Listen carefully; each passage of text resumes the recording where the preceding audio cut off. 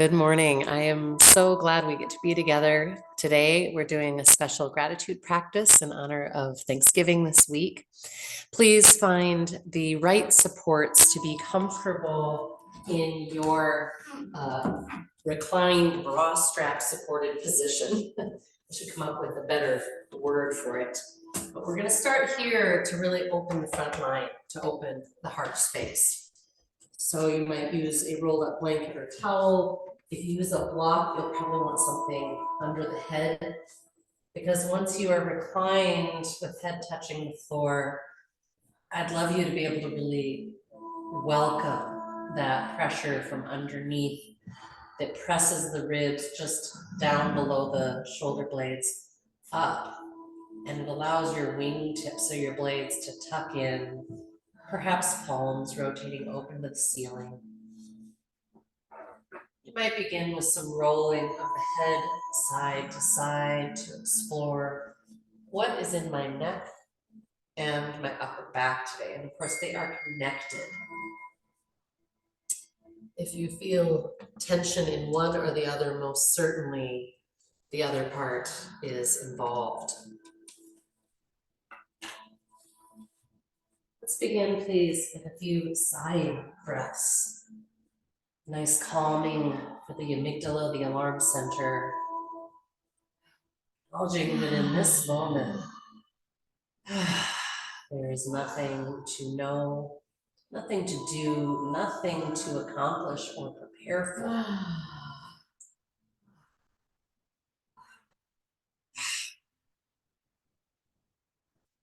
Then please take one arm to the ceiling, reaching your fingertips towards the sky, and then slowly shifting so you're reaching behind you. The hand is reaching for the wall, not the floor, so keeping the arms straight as we then slowly sweep it out and back in towards the ear. We'll do a few of those. Maybe you take your face away from the arms so you get a little additional stretch through the shoulder joint, lat muscle connections. And at any point, switching, of course, being deeply curious, is this side different? Keeping breath going. We'll of course do more breath tension, but I know you're all experienced yogis, so you can tune right in to that slower, deeper, wider breath that in this shape allows a beautiful stretch through the diaphragm, through the sternum and ribs and clavicle.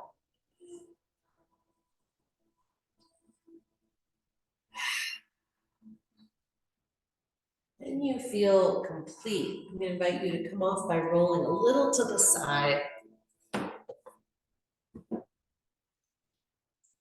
Removing your object of support until you can once again now just lay flat neutral corpse pose, or if you're more comfortable with feet under the knees. We're going to tune in, third eye, crossing the eyes up and in towards the center of the forehead. Lightly connecting the tip of the tongue at the roof of the mouth. And adding our soft ujjayi breath. And I remind you that all of these tools for introversion not only help us here in our yoga practice, but in life off the yoga mat when we feel ungrounded, uncentered, too aware of everything and everyone around us. We want to come back to ourselves, because from this place, we love better, we enjoy life more. So now noticing, please, where do you feel breath touching you? Where is it moving in your body?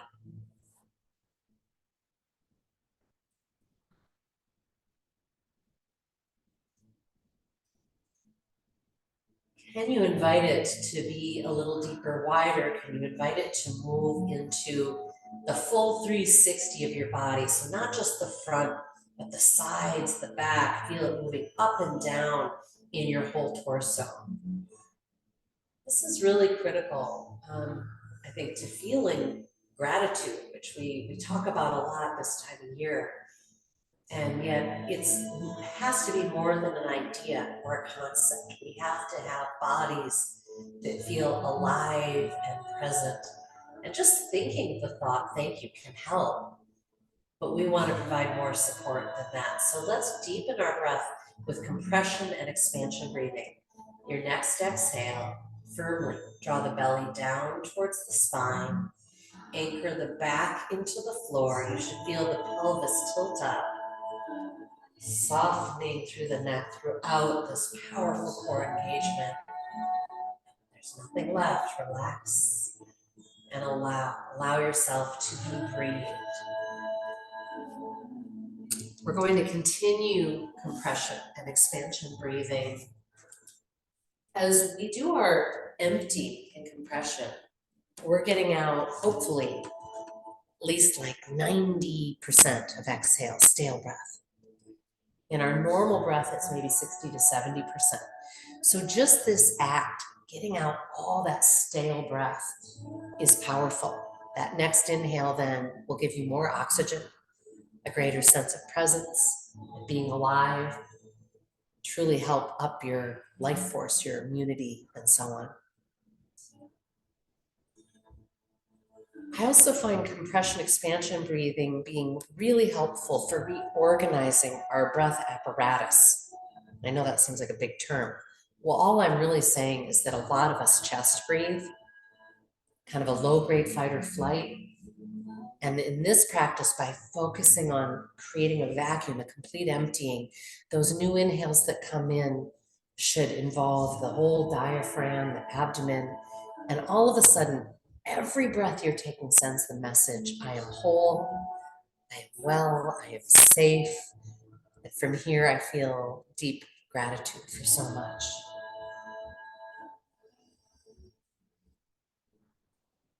If you know that you have a part of your body that often doesn't receive breath, maybe it's the low abdomen, the diaphragm, you might take your hands to that area to make sure that breath is igniting. Where we take our touch, we bring awareness.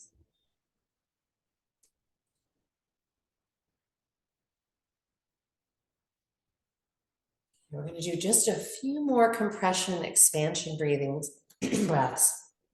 Notice how it's feeling in your system. It's great. I'm seeing a couple people yawning. That is a great sign that it's bringing you into this beautiful place in your nervous system so that we're in the parasympathetic.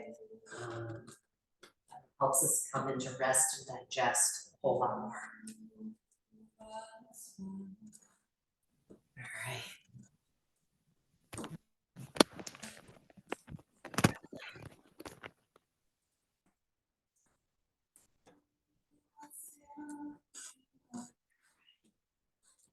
Is there more?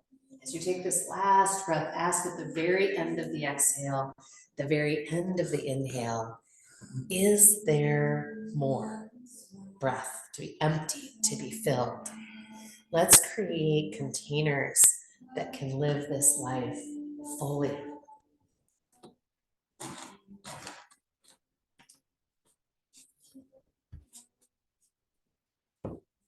The next time you are inhaling, inviting you to sweep your arms overhead towards the wall behind you and just organically stretching. It might involve wrists and ankles rolling, flexing, pointing, maybe in fact finding a yawn here if you haven't already.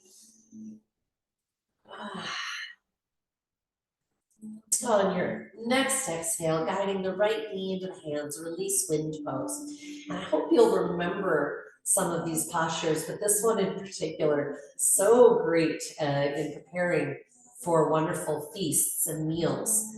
As we hold the right thigh close to the abdomen and we breathe deeply, we get a lovely little massage for the ascending colon. I'm hoping you're feeling breath not just in the front, but also in the back and the sides. Remember to flex the left foot and anchor down through the left thigh bone. Scan neck and shoulders, soften the doer, even while you are working this pose. On the next inhale, straighten that right leg to the sky. Big, full breath. And then on the exhale, anchor the low back and don't give it up. as you slowly descend that right leg, reaching for the wall in front of you. And eventually touching down on the floor, melting. Practice deeply giving in, relaxing.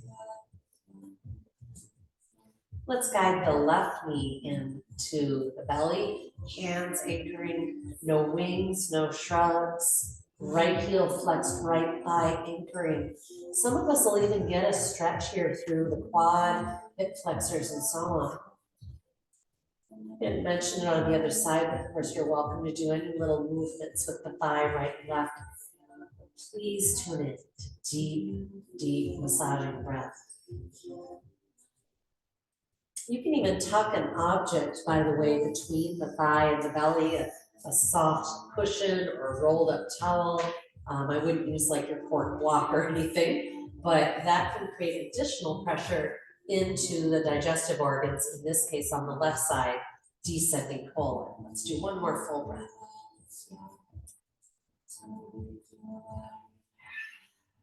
And on your long inhale, extending that left leg. Hello, hamstrings. We're doing some good stretches for hamstrings today. Exhaling, rooting, and descending. I know holidays can often present a weird combination of sitting a lot and then standing a lot if you're preparing a meal or what have you. And all of that can make our body just so tight. All right, we're going to plant our feet for bridge pose. You might place the block between the thighs if you find that that gives you a better kind of integrity in the pose. I always work my shoulder blades towards the spine a little bit before I even begin. Inhaling as if it's all you'd ever do. Exhaling, belly to spine, spine to floor, and let that bring the pelvis up into bridge pose. We're going to be coming in and out with our breath, asking, is there more? When the inhale begins, slowest descent of the hips towards the floor. Good, I hear some nice ujjayi, well done yogis.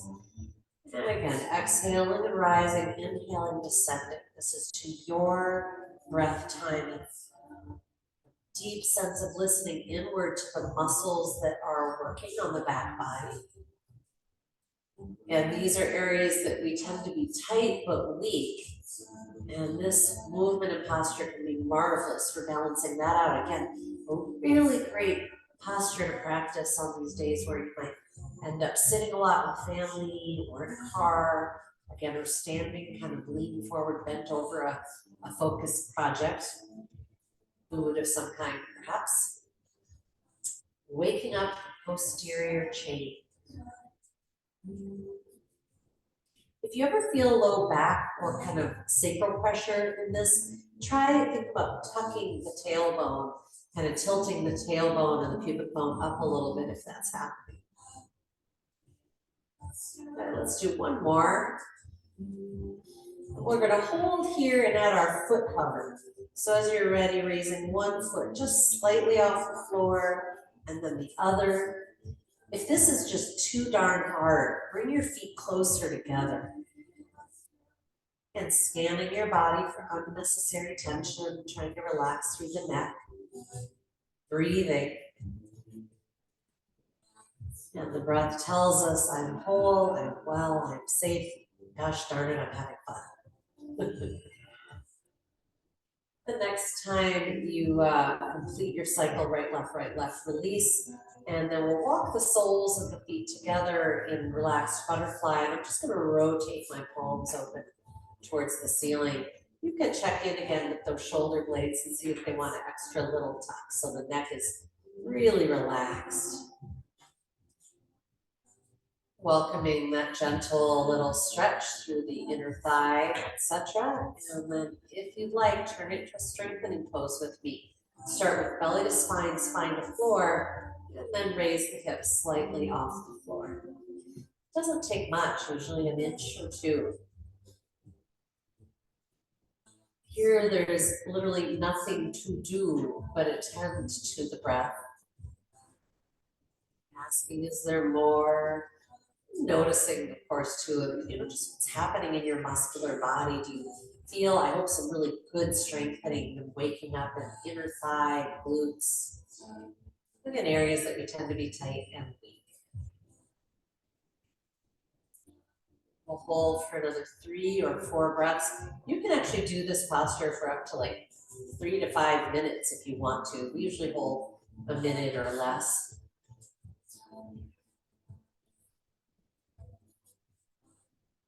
slow release of the glutes to the floor, and then let your knees settle towards the floor.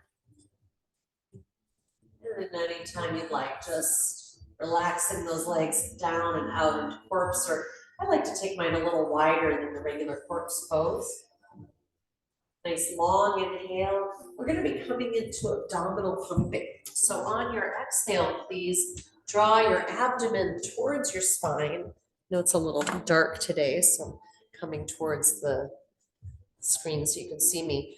So you empty completely, and then you're going to draw the belly in and press it out. It's like you're saying, see how skinny I am, big Buddha belly.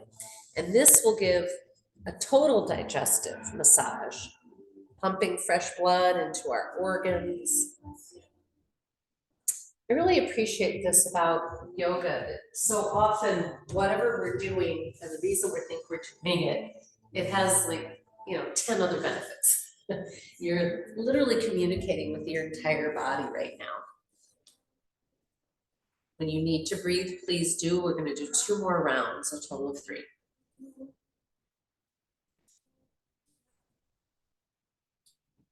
One of my favorite things is to do that drawing in, to see how skinny I am, kind of hold, and then try to draw in more. And sometimes I can get such a stretch that it will make me cough, or I'll feel it up in the clavicle. And that's wonderful. You're literally stretching and moving the diaphragm and everything. It's fantastic, especially if you tend to be a shallow breather, kind of a stressed chest breather, and you don't use that diaphragm. We want to wake it up. All right. So I'd ask everyone to have a couple of blocks. When you're ready to kind of get yourself situated, you might roll to one side, you can spinal rock. We're actually going to have the blocks at the front of the mat for us. We're going to be first coming onto hands and knees in table pose, and just have your blocks handy. We'll be getting to them in a moment. Nice table pose, intelligent hands, fingers are wide. And we're coming into cow-cat, which is, again, one of the most basic and valuable movements we can do to just warm our spine, all the innervating nerves. Inhaling, draw the heart forward, tailbone back. Neck is always peaceful. Exhaling, tuck the tailbone and let that curl. Take your upper back to the ceiling. Think about pressing so firmly up through the spine that your shoulder blades are coming down your arm. We'll do a few more like that. I'm hoping on the inhale, cow pose, if you hold long enough, you can feel a stretch up into your ribs, and again, maybe that clavicle space. Anybody besides me get that stretch? Yes? Oh, good. And during the exhale, cat back, again, here we get a massage and some movement around the shoulder blades and upper back, where so many of us are so tight.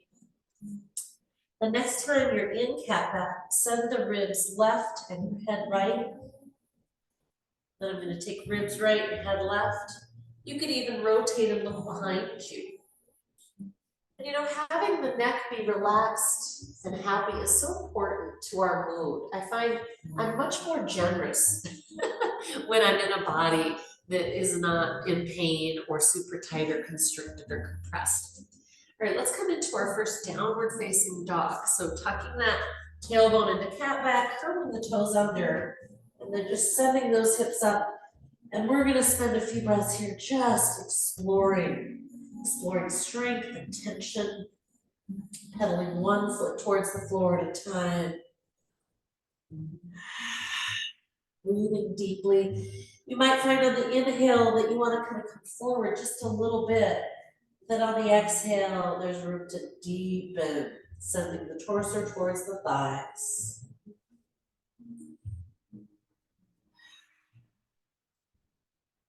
One last breath here. Then we're going to be making our way to the front of the mat. If you want to walk the hands back to the feet and then come forward, or you can just bring one foot forward in a lunge and then the other. Up to you. And we're just having our blocks just to kind of the side of the feet, essentially, so they'll be available for our hands. As you're ready, inhale, root and rise. We're going to find our way into our standing jet airplane. So it's mountain stance, palms facing forward, neck soft. Think about your foundation through the whole footbed. On your inhale, sweeping slowly up. On your exhale, step back with your left foot, arms coming back down into jet airplane. We're going to be coming in and out of this position.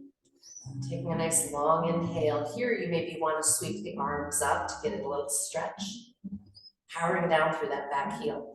Exhaling jet airplane arms, and we're going to hinge forward a little bit. We're going to hang out, exploring this hinge.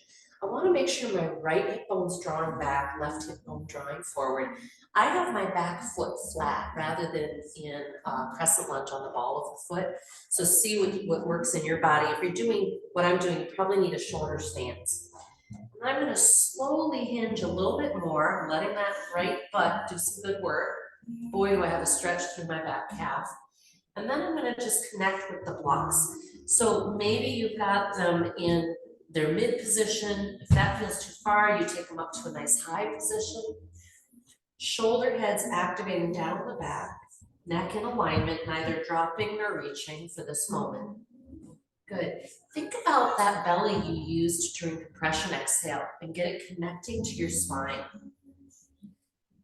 I'm going to invite you to lower and just round over that right leg a moment. We'll be returning to this and taking it deeper in another flow, but I want you to just check that out. All right, with support of the blocks, and then hands on thighs. On your exhale, tuck that belly into the spine and return to your jet airplane arms. Inhaling, sweeping slowly up, maybe looking up. I find that a little extra look up will give me a bit of a stretch in the front of the pelvis there. And then returning mountain stance. And tune in, notice what you've created. And as you're ready, inhaling, root and rise, sweeping up. Enjoy this process. And then exhaling, jet airplane arms, stepping back through the right foot. Again, I'm stepping into warrior one. My foot is flat. My right toes are pointing at, say, 1 o'clock on the clock. Again, inhaling, sweeping up, maybe lifting the heart and the head for that extra little stretch. Exhaling, jet airplane arms, and I'm going to begin to hinge. I'm going to draw that left hip bone back, and I'm going to hang out a moment, holding in my hinge. Maybe you're just a few inches. Maybe you're like, hey, I'm parallel with the floor and it feels great. Think about broadening through that heart space, peaceful neck. And then slowly connect with the blocks and notice how much support you want from the blocks. Maybe you're just like, yeah, I'm really happy to give it my whole body weight. Maybe you don't want all that much and you can kind of mitigate and still use a lot of muscular strength. Breathing inside of this effort, soft tongue, soft gaze, probably looking at the floor if you're parallel with the floor. And then ever so slowly, just let yourself drape kind of over that left thigh or to the inside of it. Again, you get to choose how much weight to give the stretch and how much to give the block.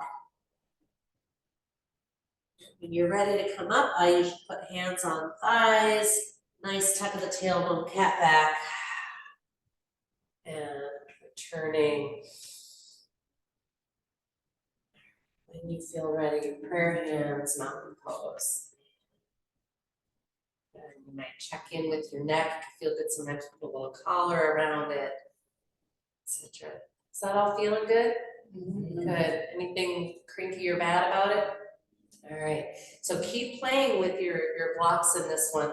And we're going to be adding, when we fold at that later point of the flow, I'm going to add the possibility of going from jet airplane arms to bringing your arms around in behind like so, and also the possibility of exploring yoga mudra. So actually, let's explore yoga mudra right now while we're standing.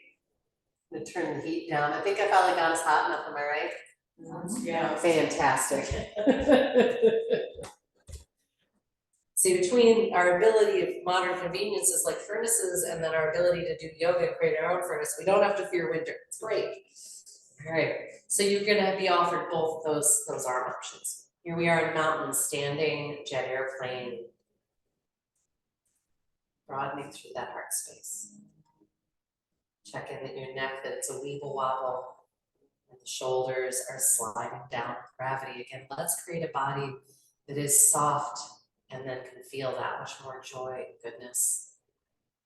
On a long inhale, sweeping up.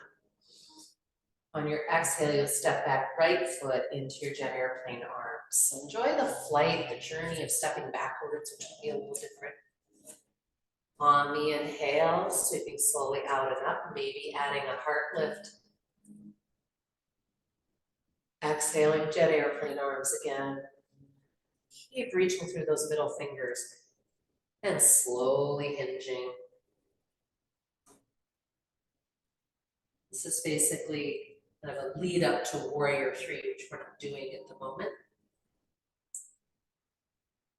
Nice breath. So the body can undulate with breath just as we're, quote, holding a pose. It's not frozen or stagnant. But gosh, I have to check with my back of my neck always to see if I've shortened it. So we kind of want to reach through the top back of the skull. All right, taking a connection time with your blocks here. See how much support you need. Get some nice core support. Left hip bone is drawing back. And then as you're ready, invitation to fold. Sometimes we need to deepen the stance by walking the front foot forward a little. You can always do that. See how you're feeling in the fold. Maybe you just want to keep connected with the blocks. If you want to try out either that little kind of arm wrap behind or yoga mudra, go for it. We're coming into humble warrior. So your vision might even be kind of right on the mat by your back foot. Let's do one more very willful breath.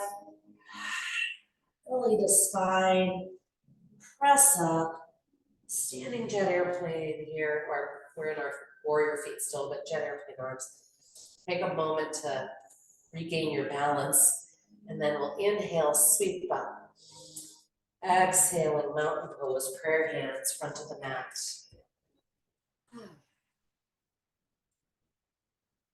Inhaling, sweeping up, slow, deep and wide.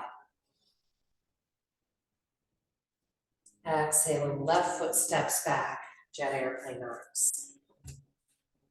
Steer right hip bone back, left hip bone forward. Nice long inhale, perhaps adding a little heart lift. So every time we reach up, and especially if we look up, we get an opportunity for a stretch into that psoas low abdomen. Exhaling, jet airplane arms hinging at the hip.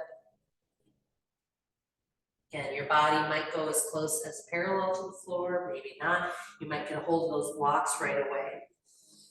When you do feel ready, connect with the blocks and then just see what it feels like to fold and drape. Maybe little adjustments as needed.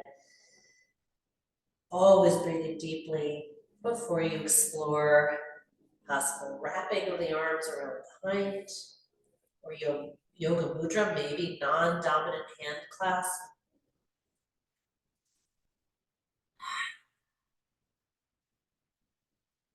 Again, on an exhale, when you decide to come out, nice core support. You might use the block, the thigh. Inhale and sweep up. Exhaling, return. Nice. And I'm going to get one block out of the way. We're going to go sideways on our mat in straddle. Let's face the rising sun that you can't see today because it's cloudy.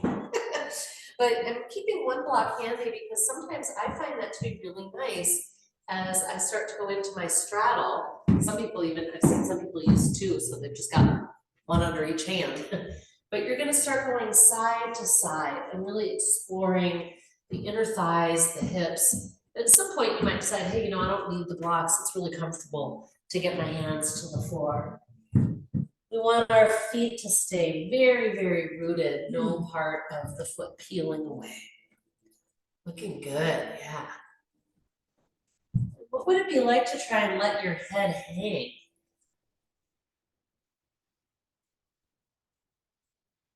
Always using core. Great. So your choice here of how you'd like to get there, downward facing dog. I'm gonna just rotate so my hands are at the front of the mat again, and I'm gonna make sure I'm in my core before I try to come out of this pose. So nice exhale, belly to spine, lift the foot, and step back. Looking good, folks. Let's do a sighing breath. Big inhale, and big exhale. Marvelous. Child's pose. Take those knees wide, feet come together. Be wiggling those hips side to side. What are you noticing in your body today? And in your spirit as you come into this deeper breath, and I hope more strong, peaceful body, are you able to feel a sense of gratitude? For me, it always starts with being grateful for a body that feels whole and healthy. Even if I have one little area that's in challenge, I can recognize the overall intelligence and wisdom, vitality. What a blessing.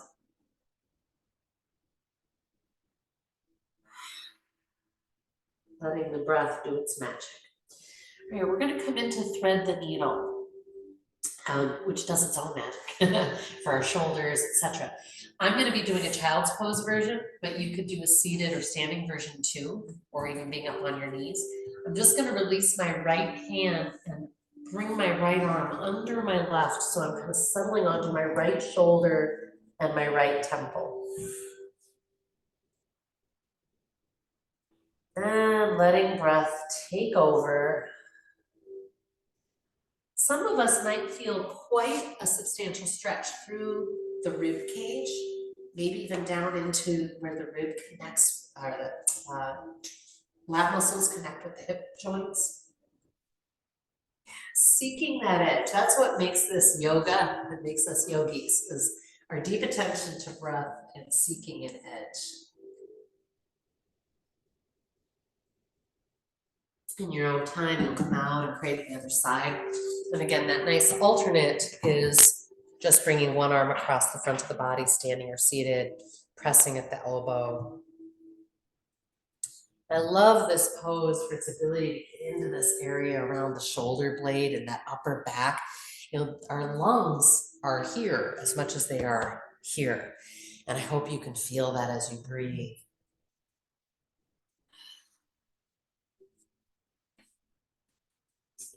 Is this side different?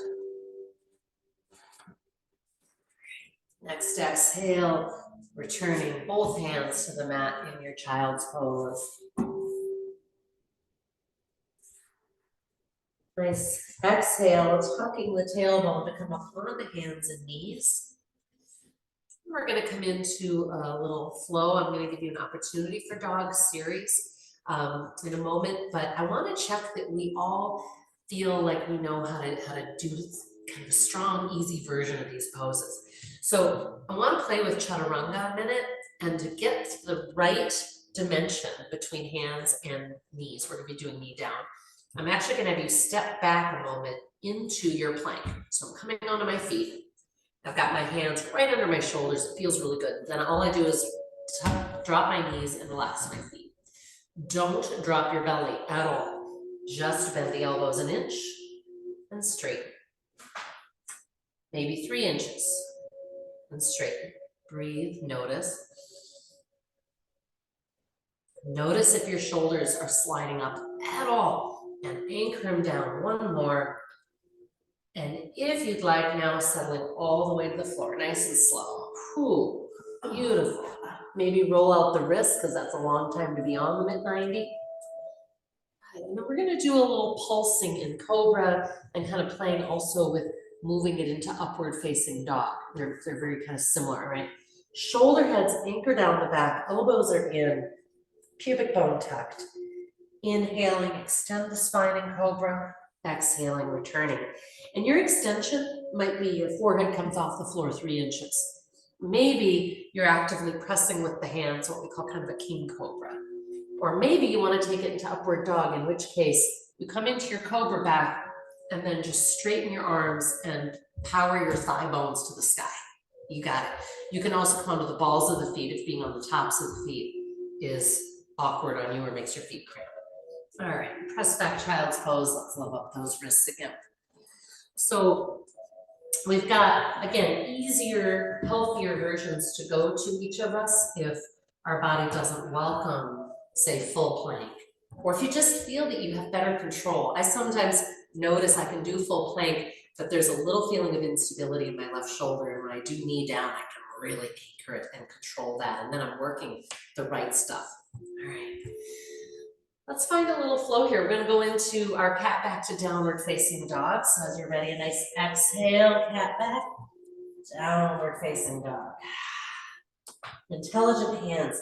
Think about that anchoring point at the base of the thumb and index finger. Bringing breath deep into your heart space, front and back. On your inhale, flowing forward to your plank, knees or feet. Exhaling chaturanga, just 1 inch, or perhaps a slow, controlled release all the way down. Inhaling to your cobra or upward facing dog. And exhaling, pressing back, downward facing dog.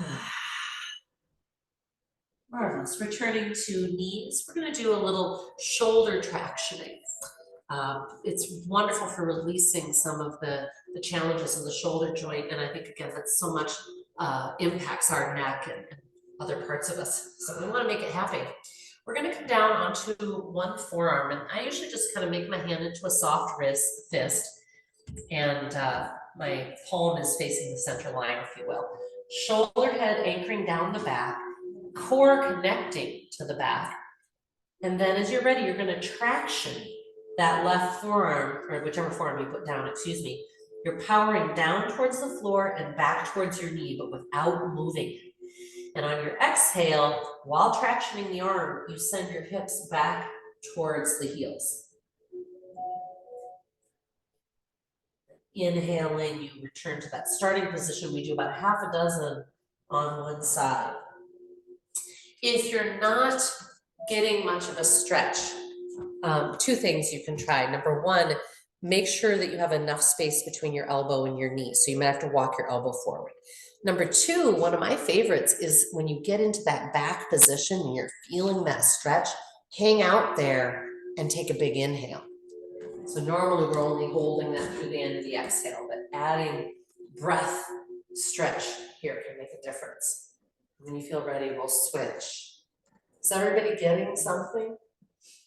Yes? Yes. Good. So the other forearm is coming to the floor. And so I have my fist forward of my elbow. So so it is parallel to the outside of the mat. I should mention that because I know you can't really see very well on the screen. This way. Oh, that's why it's hard to figure out. Again, my challenge is not recruiting my neck muscles and other things, my jaw, my tongue, right? I'm assuming some of you maybe have a similar problem. Can you stay relaxed in those other muscles? Beautiful. You guys all look great. Let's do just a couple more breaths on this side. Deeply curious about what's here.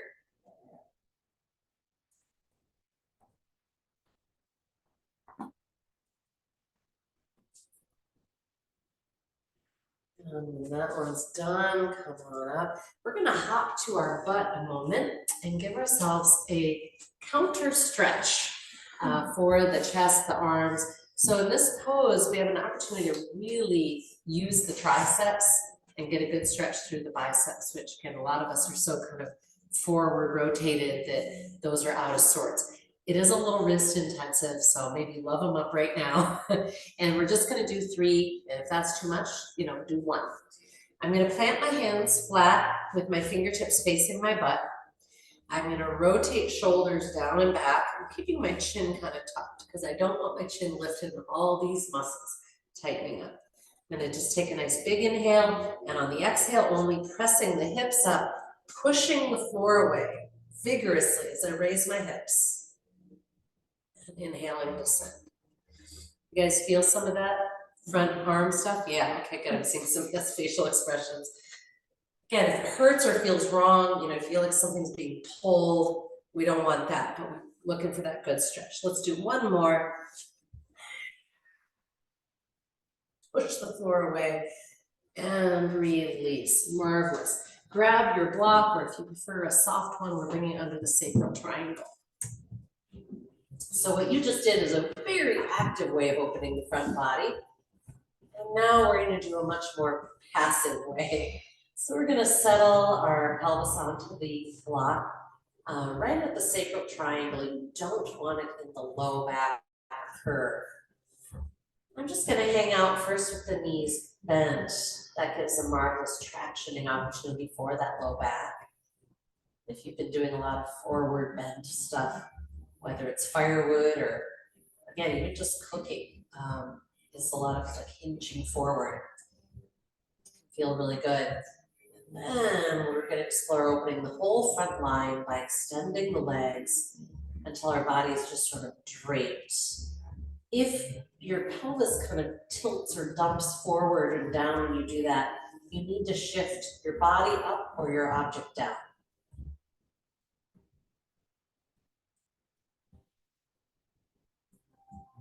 What is it like to relax into this pose for you? We never want to be here if we feel like there's, you know, a sciatic nerve that's getting some pressure or something funky, but it might feel just a kind of intense release of tension, and that's a good thing. Let's find a few more breaths. See if you can find that 3-part breath that rolls from the low belly to the diaphragmatic space to the chest and clavicle.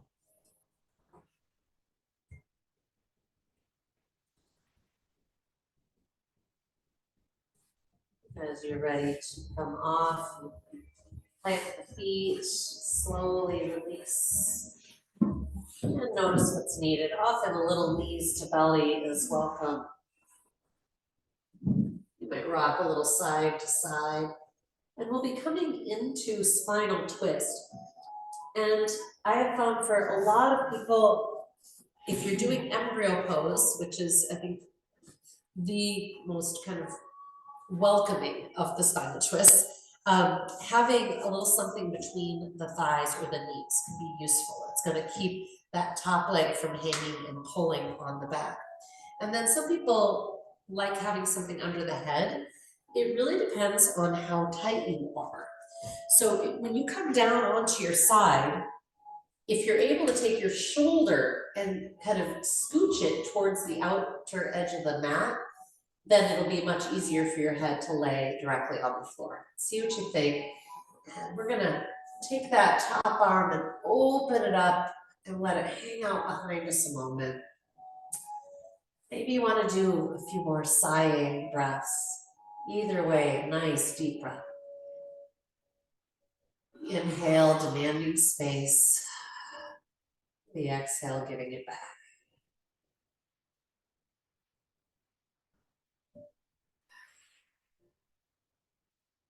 And we're going to sweep that arm in circles. So I'm going to take it kind of by my hip and then across the front of the body and then up behind and then behind.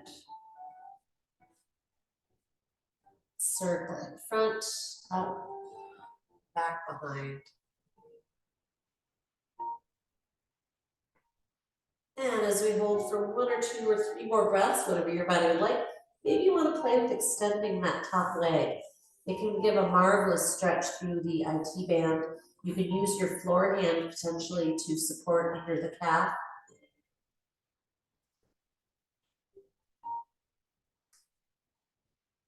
And I invite you to come out very gently. So either returning to embryo pose on your side or just gently scooching to your back body until you're ready to create your twist on the other side. And ideally, we would like to have our knees about the same height as our hips.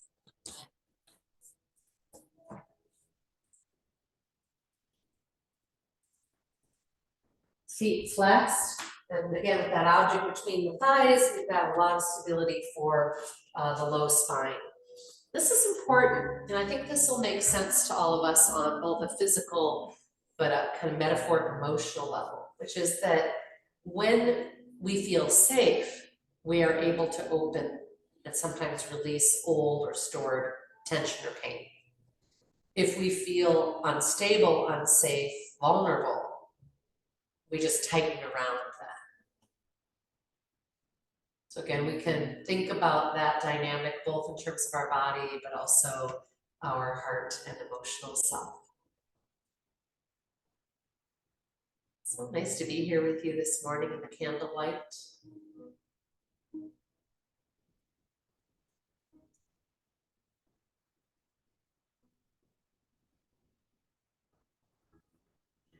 Love it. You guys are doing that beautiful circling of the arm. And you can absolutely circle it both directions. I just had you doing one direction, but both is good. You know, the shoulder joint is the most versatile joint in our body, but sadly we don't really use it very much in that way. It can become very stagnated and sometimes very unhappy.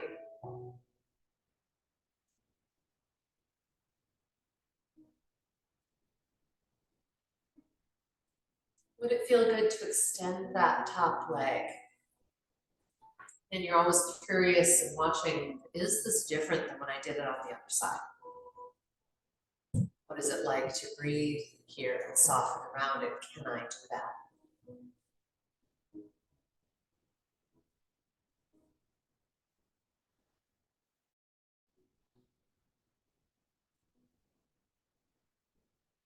Your own time, releasing from the pose, whether it's into embryo pose or onto your back, taking a couple breaths, integrating, noticing.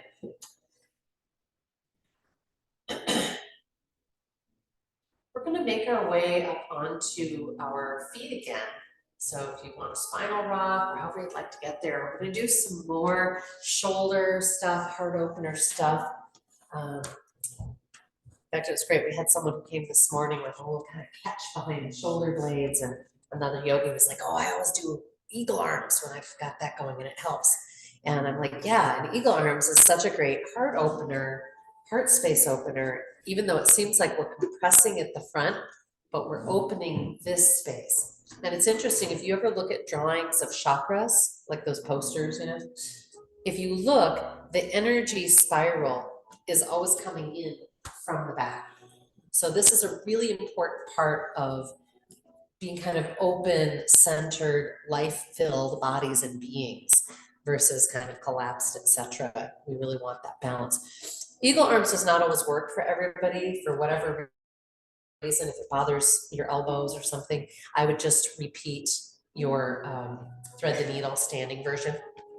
Otherwise, you're going to take one arm across, and then you're going to take the other arm up and over, and then you're going to rotate around if you can until you've got kind of a connection of the hand on the other palm. Yeah, and again, that doesn't always work for everybody, but see what you can do.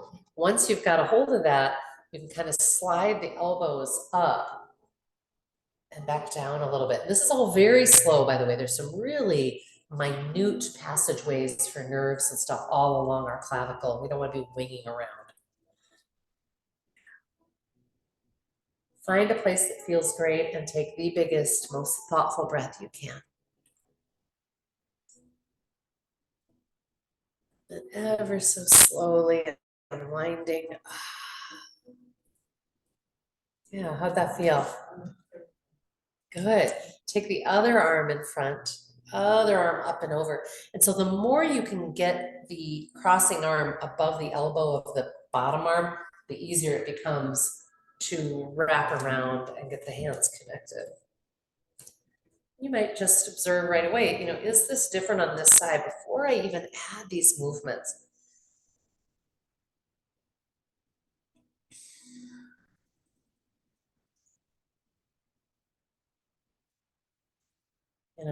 We tend to think of the heart as this just sort of like, oh, there it is floating around in my chest, but it enervates in this upper spine space. And again, many of us are so tight through there and compressed. And I like the idea that we're just creating more space for the heart to beat and do its thing of circulating fresh oxygenated blood and all the good stuff. Yeah, sort of take our hands right here for a moment. And if you would, I want you to have your fingertips kind of right above the collarbone. So find the little knobby collarbone and then take your fingertips kind of down and in. I'm actually curling them down into this space, kind of around the top of the bone. What I want to point out is if you can't get your fingertips down in there at all, you are way too tight in your scalenes. And they're a really big part of our neck and shoulder health and the ability, again, to circulate blood and so on. So if this neck gets constricted, that impacts everything. So I just wanted you to kind of notice, like, yeah, what's in there? Take your fingers a little higher and just start, I want you to just mess around. How often do you hear that? Just mess around. We're always so precise, do this, do that. Why don't you just explore and see what the tension of your own neck tissue is like? Like I said, when we feel tight and compressed through, this kind of shoulder girdle neck area, it's frankly hard to feel relaxed and joyful and generous. It's just like, having your gas line crimped. Yeah, so maybe you find a spot that really wants some massage. You can go both with the grain, if you will. You can go up and down. You can also go sideways. And then one of my favorite things to do is to rotate my hand so that my thumb is down, my fingers are back. And I'm going to use my thumb to actually massage kind of back. This is that SCM, the sternocleidomastoid, that often connects up here and often affects people and creates TMJ experiences. So again, noticing, I usually just do one at a time or I feel like I'm being choked. But see what you think. You can have both hands there and just kind of use one at a time. You're just sending that thumb in and kind of pressing, peeling and peeling back. I'll just show the one hand so it's less confusing. You can kind of hook in there. If you can't hook in at all to this muscle and draw back, it's too tight. It should be able to move. And so compare again, side to side. Do you have one that's different? Figure out how to let you guys see this. It's hard to show on a screen. You're doing a good job though. Yeah, I see that. Feeling good? Okay, good. All right, and then we're gonna just put our little collar around our neck. So just holding the sides of my neck, fingertips are together at the back. I'm gonna make the slowest, gentlest, most curious journey, letting my head rotate to the left and kind of back onto those pinkies, to the right. And I've got this collar so that I'm not accidentally just dropping my head all the way to my upper back, compressing those vertebrae. And kind of a nod to what I said earlier, that when we create a certain amount of support and structure and safety, then more release is available to us, right? So in this position, one of the things that I can do and really enjoy is kind of an active tractioning of my own neck. So I'm going to drop my head to my left, and I'm going to use my right hand to press up and over. Slow release. And I'm going to drop my head a little to the right and use my left hand. And sometimes you can even kind of hook your palm a little bit under your jawbone and get that stretch. You guys feeling that? Yeah. And then what I experience when I've done that, my head feels like a weeble wobble, like it feels really well oiled. Do you have that? Yay. So what if, again, we're feel busy in the next few days, maybe, I hope not. I hope some of you feel like it's very spacious, but especially those of you who are hosting or trying to get a lot done. What if you just spend a few moments in, say, compression, expansion, breathing, and some self-massage like this? I guarantee it would transform and shift, you know, how you show up for what you're doing, right? So we're gonna do a little more flow. We're gonna do our warrior flow. And I beg of you to just stay as like liquid as you can in the neck and so on as we do that. That might mean for you having your arms low, maybe every time. In fact, let's experiment while we're listening so deeply into our own neck. What happens when I take my arms out to 90, when I take it up to 45, when I take it up to parallel, or I try to bring my palms or fingers together? You might just go ahead and do that sweep again, checking in at all those points, noticing what's your yum zone. There is no goal here other than finding the yum zone.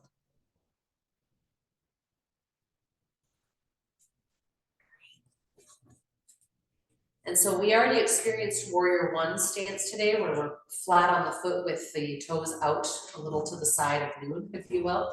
You can continue to play with that, or you can go to crescent lunge on the ball of the foot, whatever you'd like. We're gonna start in our standing jet airplane. I'm gonna practice being here with a sense of vigor and kind of tension, but while remaining soft, so no striving. What does that mean for you in your neck, your jaw, and so on?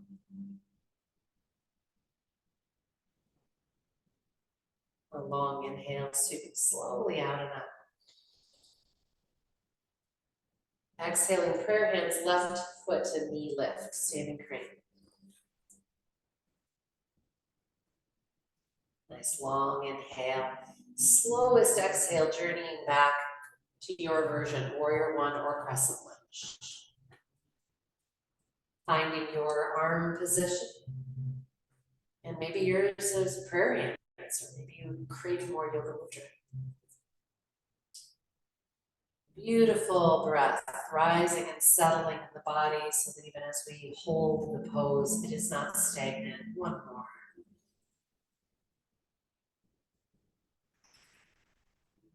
Another long inhalation, and then exhaling, opening warrior two. Most of us will need to deepen the distance between the feet in order to find our edge. Please check that that front foot and knee are exactly forward. And we want to check that our torso is upright. If we're leaning forward, we will feel a sense of striving. Our warrior postures are all about balanced warrior energy, the spiritual warrior. Boundaries, rootedness, peacefulness, breath rising and settling. The head can be directed wherever it would like, wherever it feels good in that neck of yours. A long inhale, exalted warrior, straightening that top leg up. And slow journey forward to your lateral stretch, elbow to thigh. Sometimes I put my left hand on my left thigh and kind of invite that left hip bone open and back. I use my right elbow or forearm to invite my right knee open and back. Yeah, if you want to go deeper, you could take that hand all the way to the floor. You could also use one of your blocks, because we always want to stay in alignment here. I do not want my butt to go out behind. And then reaching that top arm beyond towards the front of the room. Might be holding this arm reach. You might be kind of releasing your arm towards the body and then reaching again. You might be circling. And some of us are going to circle, and we're going to circle out to straddle, and others are going to circle the downward facing dog. What's it for you today? And of course, this is just what you're doing on this side. It could be different on the other side. Good.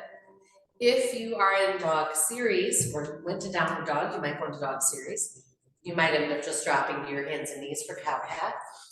If you're in straddle, see if you can practice letting the head go.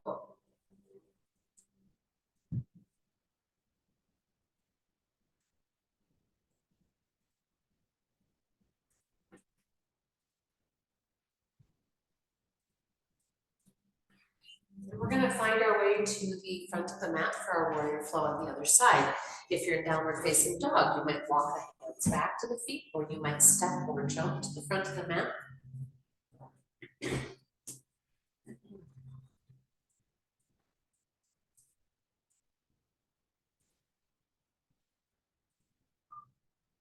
A long inhale, sweeping out and up to whatever your sweet spot is. Exhaling, prayer hands, right knee lifts. Light connection to the tongue, soft gaze. And slow journey on back.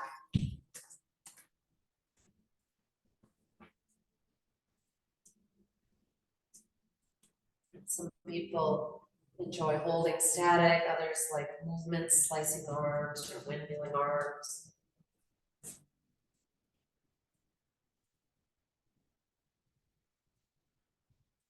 Breath is rising and settling, and on the exhale of that wave, opening to warrior two, Virabhadrasana 2. The idea is that when we are grounded in our warrior energy, that we are much more able to respond to whatever comes at us from a peaceful and appropriate place versus reactive. So I'd like you to take a moment to imagine you're trying to stretch the mat with your feet, like literally kind of pushing with your feet, and then drawing your feet together and feeling an engagement in that inner thigh. All of that groundedness should allow you to be kind of liquid and flexible in that upper body, the neck, and so on. Let's do one more full breath.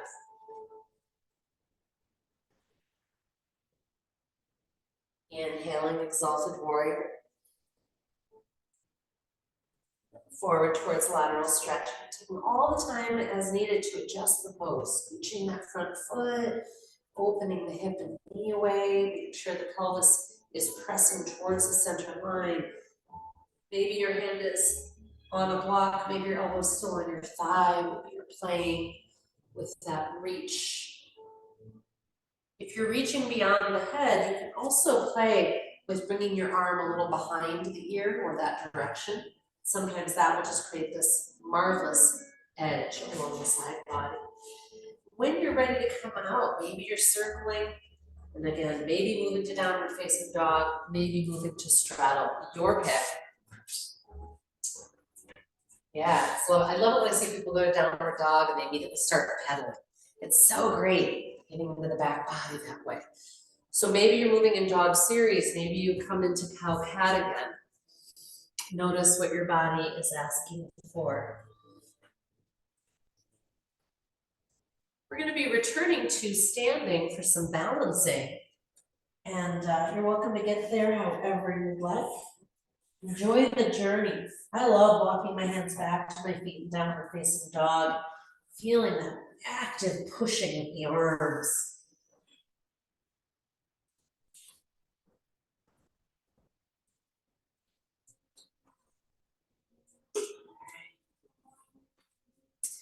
So ideally, when we're balancing, ideally we're wobbling. I want you to wobble some because I really want us to have the chance of practicing peaceful neck, tongue, face, etc., and deep breath, even when we're unstable, right? Because I feel like life has a lot of unknowns, you know, right? You're on your way somewhere, the car breaks down, or like whatever. And ideally, we become so flexible and so present and breath-filled that we can simply respond to those things without it hitting us. I mean, it may not make us happy, but that's different than tightening up and going into reaction and flying off the handle or what have you. I always think about these things because I know that for some people, holidays can actually be very stressful, that sometimes it means getting together with people that you don't 100% get along with, or there are other people in the space that don't get along together. How many of you find it stressful to observe other people not getting along? Oh my gosh, I immediately start holding my breath like I'm watching, a car accident about to happen, right? It's like not useful. And so we yogis can remember that sighing breath not only helps calm our own amygdala, it can actually help calm those around us. So if you're around other people who are getting all stressed out in the kitchen or whatever, you can just go, so glad to be here with you all, and they won't even know that you did it, but that little sighing breath will soften their alarm center and things will just get a little bit better. But deepening your breath is never the bad thing. It's always going to help. So we're going to play making this a little difficult. We're going to start with our big toes touching. We're prepping for tree pose. And you're going to spread the other toes out and away. Why? Because this activates a broader foundation. Second part of our stability is the squeezing of those thighs. So we've got a beautiful kind of tree trunk forming, adding pelvic floor. And so by this time, I'm hoping that you feel like, you can just even kind of wiggle your arms around and you're kind of stuck to the mat like a little tree frog. So now we're going to release one of those feet into kickstand, or you could take it up to the calf. And then you're going to find an arm position. Maybe it's still in prayer hands because that just feels so, so good, right? Your heart space, thumbs touching. Maybe you're going to take the tree limbs out. The first easy way to make this difficult, yes, I meant to say that. The easy way to make this difficult is just close your eyes. If you'd like to play with other versions, it might be that you're moving your arms, creating a challenge to your stability and your ability to breathe deeply. You could also move your vision. So if you're moving one arm down, you might follow that with your vision. And then switching, follow that with your vision. Scanning tongue and throat and neck. What happens if you add a soft